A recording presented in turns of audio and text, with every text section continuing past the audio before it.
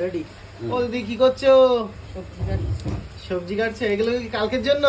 হ্যাঁ, কালকে কি সবজি হবে? এই পুঁই শাক, কুমড়ো, পটল, আলু, বড়ি দিয়ে একটা তরকারি হবে।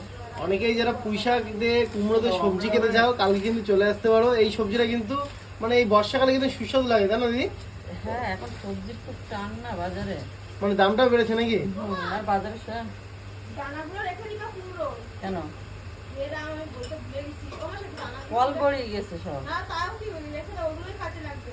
ওই একটা ক্যারি ব্যাগের মধ্যে ভরে রাখো না, আমি একদম ভুলে গেছি। আচ্ছা, তো যাই হোক বন্ধুরা, এখানে দেখতে পাচ্ছ সবজি কিন্তু অলমোস্ট কিন্তু কাটা হয়ে গেছে। এখানে কুমড়ো আর পুঁই শাক, আর দিদি কিন্তু এখন পাতাগুলো, দিদি পাতাগুলো দিলে কি একটু টেস্টটা বাড়ে? হ্যাঁ।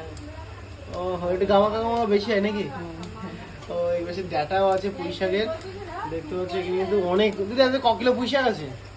5 কিলো। আর কুমড়ো? কুমড়ো মনে হয় 12 কিলো।